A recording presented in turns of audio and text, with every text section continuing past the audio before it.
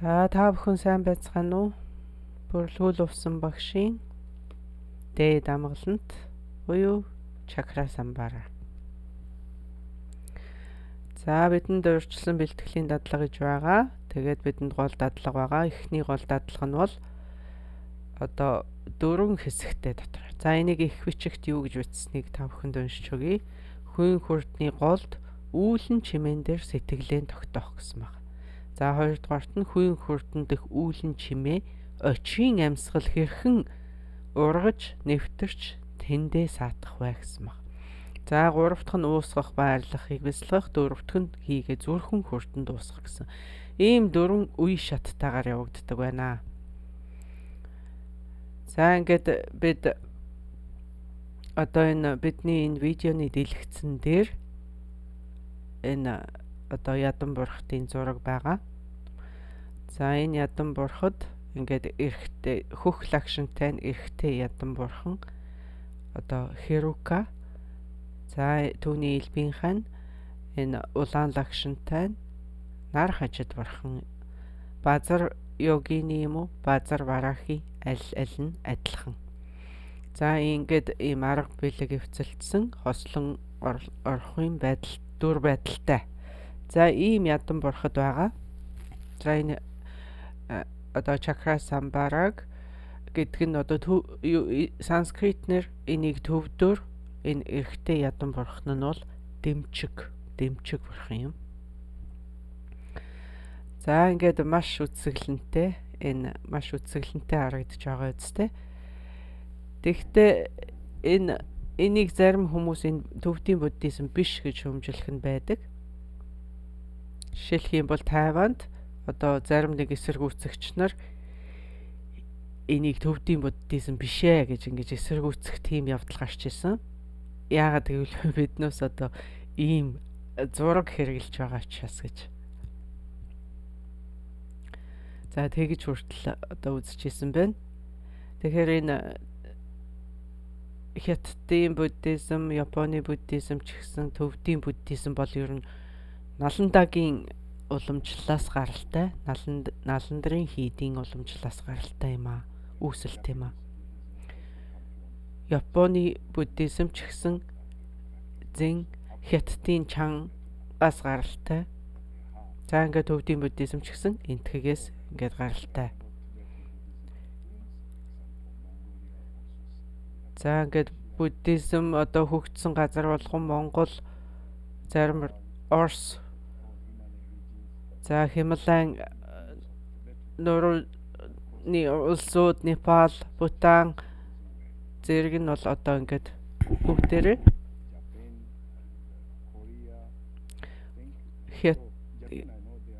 Япон, Солонгос зэрэг улсуудад бол одоо бүгдээрэнд нь ингээд энтхэх төвдөөс дэлгэрсэн.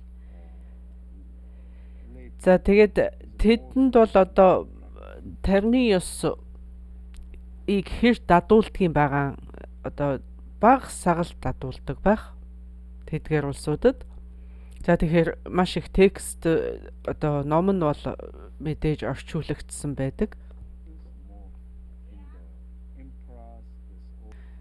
За ингээд одоо яагаад ингэж айхтар дэлгэрээгүй юм бэ гэх юм бол тарны ёс ерөөсөө энэ одоо хар лам биш ийм гэргитэн хүмүүст бол маш бага заадаг байснаас тэр юм аа. Энэтхэгт ч гэсэн энэ одоо баг арилж алга болсон нь дандаа лам хуургийн хүрээнд байсан учраас энэ ингээд баг өссөн юм аа. За тэгээд энэ хөгжижсэн орнууд нь л гэхэд тэнд ч гэсэн ийм одоо хүн болгонд ингэж зааж байгаагүй. Энд ерөөсөө л тухайн улсын хаан ч юм уу те дандаа тийм одоо дээгүүр зэрэглэлийн улсууд одоо ангийн ялгаа гэж байсан шүү дээ. Тэрэнд одоо дээгүүр ангийн хүмүүст нь голдуу одоо заадаг байсан гэсэн үг. Жишээлбэл энэ аливаа улсуудын хаадууд нь дандаа ингэж энтхэх төвдөөс энэ багш урж ингэж заалгадаг байсан. Тэдгээр багш нар нь бол голдуу энтхэх төвд хүмүүс байдаг байсан гэсэн үг. Төвд лам багштай тийм хаадууд байсан гэсэн үг. Хятадын хаан ч юм уу одоо тэр бусад улсын хаадууд нь дандаа төвд багштай тийм байсан. За ингээд Далай лам, Панчин лам, Гармава гэд дандаа ийм одоо төвд лам багш нартай ийм Хятадын хаадууд байсан. Хятадаас дараа нь Японд дэлгэрсэн тийм байгаа штэ. За тэгээд тэд ингэж багшуураад тантрын ёсыг заалгалаач гэсэн тэгж их айхтар дамжуулж ингэж түгээгээгүй юм шиг байна. За тэгээд мөн одоо Хятадын лам нар ийм улаан шаргал өнгийн тийм одоо хувцас асаах ийм ирэхгүй байдаг.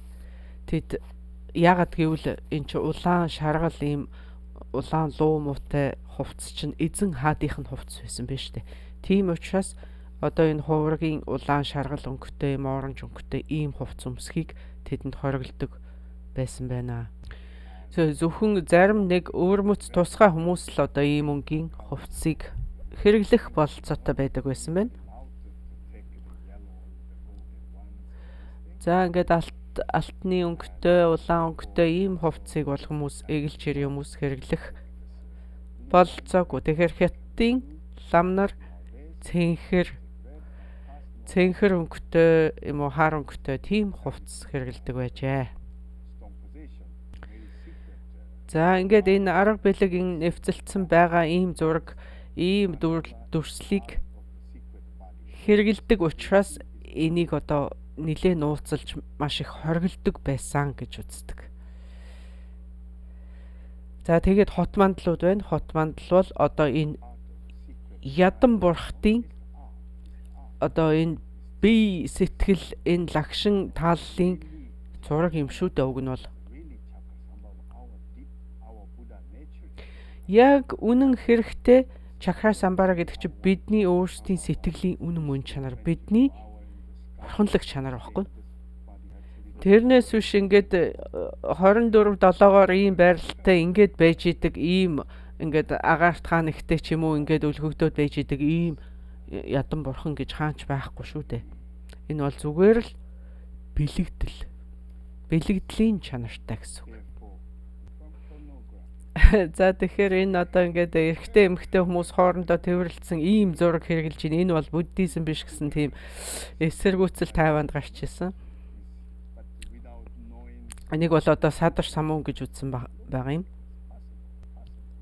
Тэд үнэн чанартай яг юу өгүүлснийг нь огт мэдэхгүй, энэ яг ямар учиртайг нь огт мэдэхгүйгээр л одоо тэгж ярьж байгаа юм л да.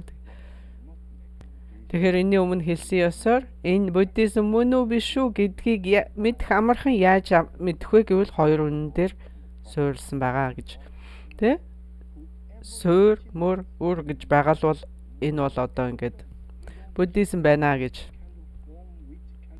Тэрнээс биш ямар дүр байдалтай, ямар өнгө будагтай, ямар биеийн байрлалтай, ямар байдлаар үзэгдэж байгаа, ямар сонсогдож байгаа ийм байдлаар нь энийг буддизм мөн биш гэж дүгнэх бол утгагүй юм.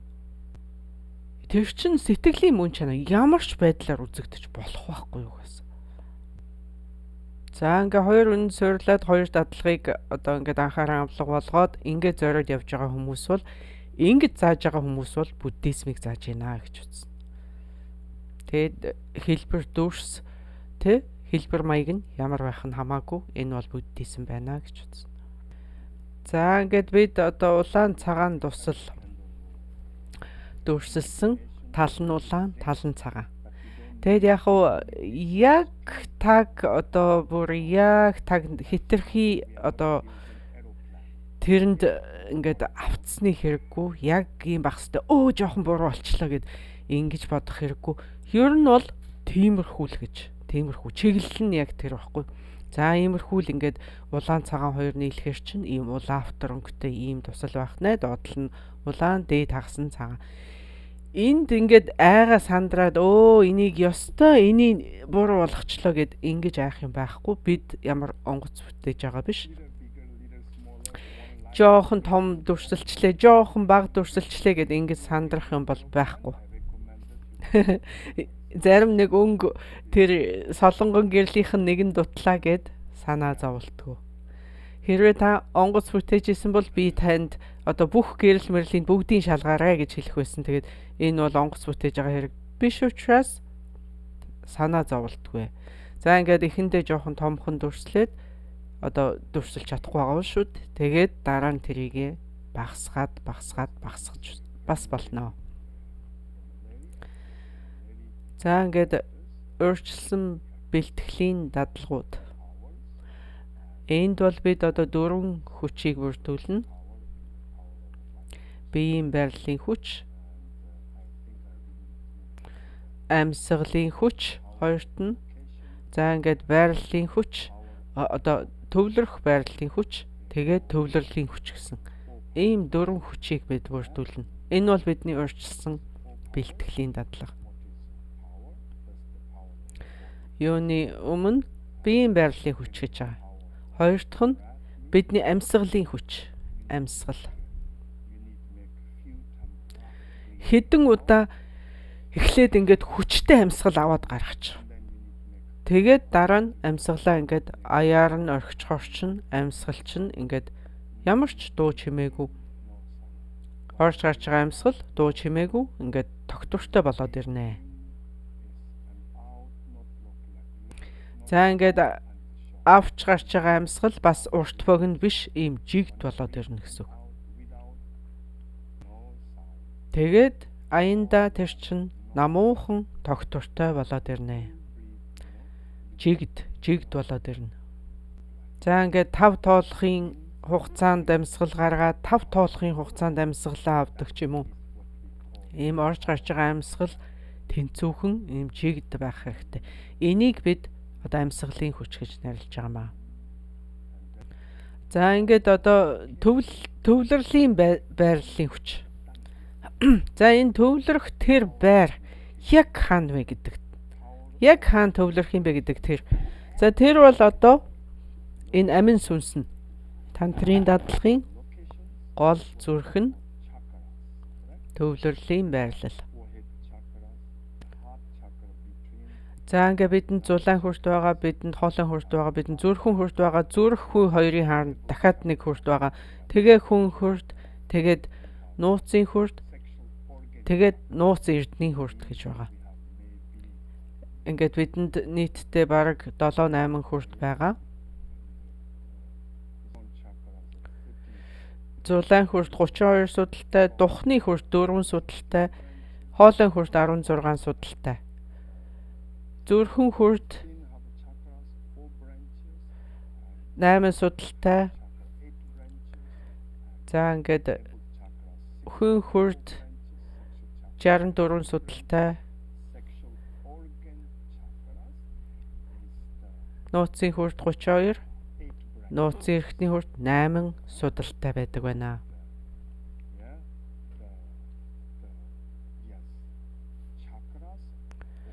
За энэ хүртнүүд бол бүгдээр гол судлалын дагуу байж байгаа. Гол судалтай холбоотой байж байгаа гэсэн үг. За ингээд гол судал гэдэг бол бидний одоо артерийн судлал гэсэн үг. Бидний артерийн судалтай адилхан. За ингээд артерийн судал бол бидний ингээд зүрхний цохилтыг бидний судасны цохилт одоо тэргээр явагдаж байдаг шүү дээ. Тэгэхээр ингээд альва бяцлаглалын үед яг хаана төвлөрөх вэ гэдэг хамгийн чухал. Эдгээр хүртнүүд бүгдээрээ гол судалтай холбоотой байгаа гэсэн.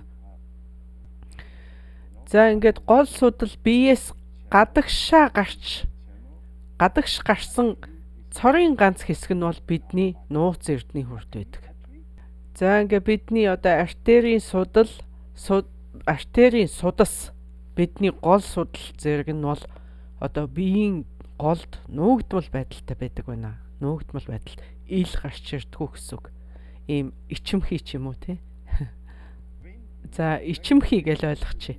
За тэгвэл бидний энэ вений судснууд бол тийм айхтар ичимхий биш байна шүү дээ. Ингээл баргалж ил мэл харагдчихийдэг, ил тод. За ингээд одоо бодибилдинг хийдэг хүмүүс булчин ширмсээ хөгжүүлдэг юм бодибилдинг хийдэг хүмүүсийг баргалж энэ вений судснуудыг ингээ бараг тоолчмоор тэгж харагддаг шүү дээ. Эсвэл зарим хүний арьс нь ингээ маш цагаан байдаг. Маш цагаан тийм арьстай хүний тэр вений судаснууд бас маш тод харагддаг аа.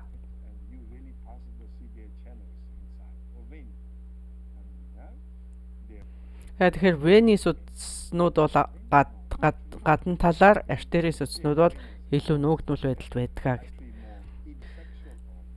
За ингээд тэгтээ тэр болгон гадагшаа гардгүй. Тэгтээ гол судал ингээд гадагшаа гардаг тэр цорын ганц хэсэг нь бол бидний нууц эрдний хурд юм байна. За ингээд заримдаа би одоо бидэнд хоёр янзын бидний биед хоёр зүрх байд юм а гэж би одоо тоглоомор хэлдэг. Энэ бидэнд байж байгаа энэ зүрх маань бол сэтгэлийн зүрх, харин бидний нууцын эргэтэн бол одоо биеийн зүрх юм а гэж би хэлдэг. За эсвэл энийг бас толгойтой зөвлөж болно. Бидний биед хоёр толгой байгаа. Энэ одоо толгой гэдэг байгаа энэ толгой маань бидний сэтгэлийн толгой. Сэтгэлийн толгой байна шүү дээ. Бидний одоо нууцын эргэтэн бол бидний биений толгой юм а гэж би мөн хэлдэг. За хэдийгээр ингээд тоглоом болгож ингэж хэлж байгаа ч гэсэн энд бол одоо үнний хувь байгаа. Тэгэхээр одоо аль толгоогоо хэрэглэх өвч гэдэг юм уу? Аль зүрхээ хэрэглэх үү? Аль зүрхээрээ та юмыг бодож ин ч гэдэг юм уу? Одоо ингээд хоёр байх нэ. За бидний нууцын хүрд бол бидний дотоодын галны хүрд. Тийм учраас нууцын хүрдийг заримдаа бид одоо базар барахи гэж нэрлэж байдаг. Эсвэл базар йогины. За энэ базар йогины базар барахи гэдэг бол одоо энэ дэмчиг бурхны одоо энэ арга бэлэг эвцэлдсэн энэ бэлгийн хосон юм. Одоо тэрийг гэж бид нэрлэдэг байна шүү дээ нууцын хүрдээ. Тэгэд энэ одоо эмэгтэй ядан бурхны өнгөн лагш нь улаан багц. Тэгэхээр бид одоо ингээ нууцын хүрдтэй тэрийг холбож үздэг байна. За тэгэхээр энэ бидний одоо яг төвлөрөл үүсгэх тэр байршил бол одоо маш чухал байх юм байна. Маш чухал, хамгийн чухал юм тэр гэдэг шүү дээ. Тэгэхээр энэ байр нь яг хаана юм бэ гэхээр гол судлалны дотор. Гол судлалны дотор биднээс төвлөрчиж бидний одоо энэ хий гол судлалд дуусгах гэдэг. Тэгэхээр одоо гол судлалын дотор төвлөрч явах тусмал хий гол судлалд уусах явдал амархан болж ирж идэг байна шүү дээ. За ингээд одоо ингэж төвлөрснөөр бидний одоо бүдүүн хийнүүд итвэхгүй байдалд ороод бидний 5 метр хүү унтраад, за энэ унтрах гэдэг одоо нэг хэрэглэхэд сайхан үг биш л дээ. Тэгтээ 5 метр хүү ингээд унтраад, за ингээд 5 метр хүү унтарсны дараа таны бодлууд бол одоо ингээд намжиж ирнэ. За тэгэхээр бидний одоо хийж байгаа энэ бяцлаглын маань зорилго нь л тэр юм. Ийм учраас биднээс яг зөв газараа, яг зөв хүртэндээ, яг зөв төвлөрөх нь маш чухал байгаа. Өөр дандрын ёсонд өөр хүртэнд төвлөрдгөө гэж би одоо хэлсэн байгаа. Цагийн хүртний дандарт бол духныхаа хүртэнд эхлээд шууд төвлөрдөг. Нууцын хурангуун дандар одоо нууц эрдний хүртэнд эхлээд төвлөрдөг. Тэгвэл чакра самбара дандрын ёсонд бид одоо хүн хүртэндээ эхлээд төвлөрдөг байна. Тэгэхээр энэ тантрын дадлагууд бүгдээрээ өөр газар одоо эхлэл нь өөр гэсэн үг. Эхлэл нь өөр. За ингээд цаашаага явахдаа бол одоо ингээд маш төстэй. Тэгээд хаана төгсөх вэ гэвэл бүгдээрээ зүрхэн хүртэнд очиж төгснө. За ингээд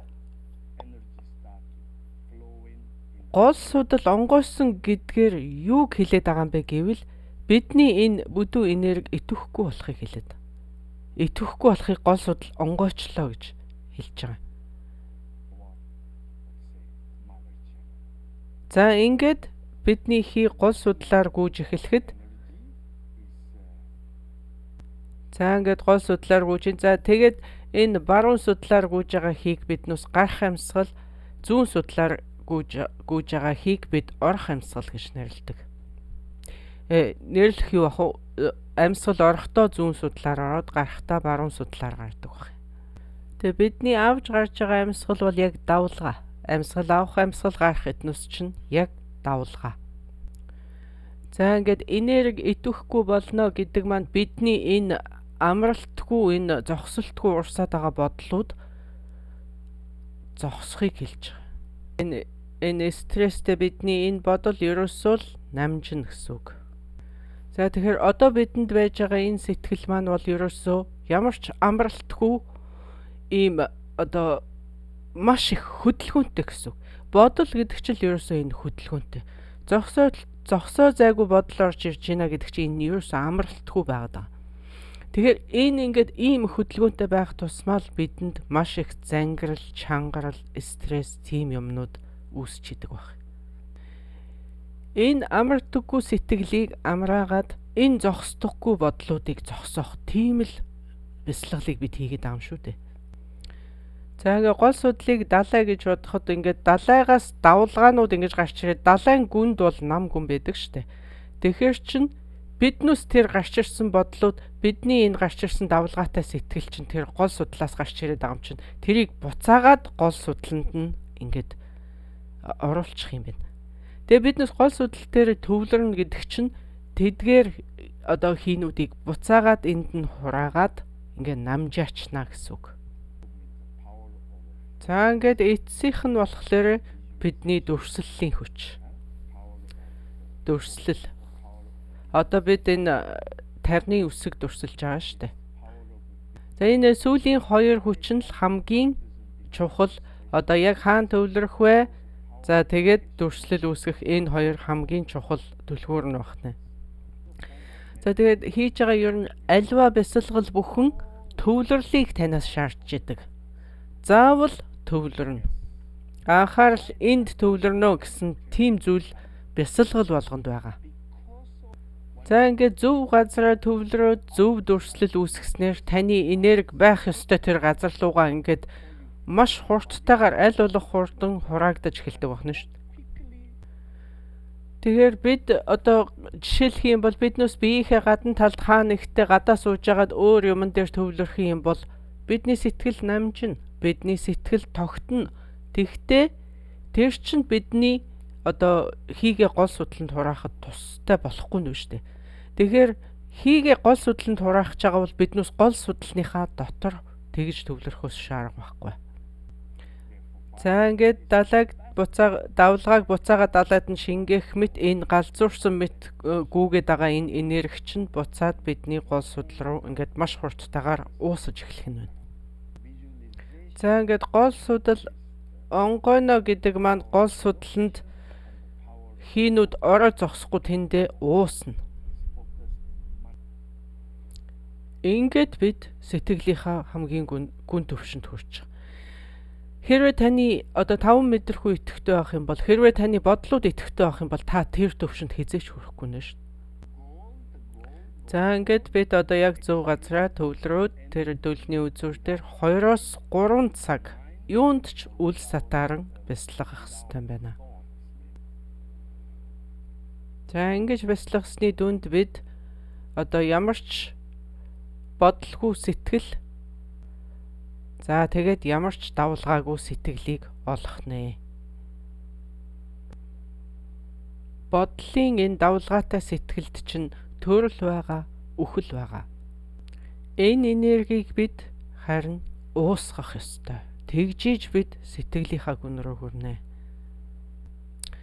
За ингээ бидний энэ бяцлаглаараа хүрэхээр зориод байгаа тэр хамгийн гүнзгий сэтгэлийн маш нарийн сэтгэлийг бид одоо элбийн бие, солонгон бие, хуусан дүрс, үл урвахын амгалан таашаал гэх зэргээр нэрлэдэг. Бидний энэ хичээлийн хувьд чакра самбара гэж нэрлэдэг байна. За бидний энэ бие сэтгэл хоёр бол үйлээр хоорондоо холбогдсон. Үйлээр холбогдсон байна л гэдэг чинь мөнх бусаа гэсэн үг. Үүр түшээ гэсэн үг. Нэг өдөр бид сална. Бидний бие сэтгэл хоёр сална. Тэрийг бид үхэл гэдэг. Бидний энэ бие сэтгэл хоёр ч одоо хүчээр аваачаад гэрлүүлсэн хоёр шиг бахна шүү дээ. Энэ яагаад хүчээр гэж байгаа юм бэ гэхээр биеигч сэтгэлэгч аль алийг нь дадуулах хэрэгтэй байгаа байхгүй. Аль алийг нь бид үргэлж дадуулж, сургаж, зуршуулж ингэж байх хэрэгтэй байна. Тийм учраас энэ угаасаа өөрсдөө бүтээгүй, энэ бол одоо үеийн хүчээр бүтсэн байна. Энэ бие сэтгэлийг нийлэх тэр мөчийг бид гэрлэлт гэдэг бол салах тэр мөчийг нь бид үхэл гэж нэрлэдэг байна.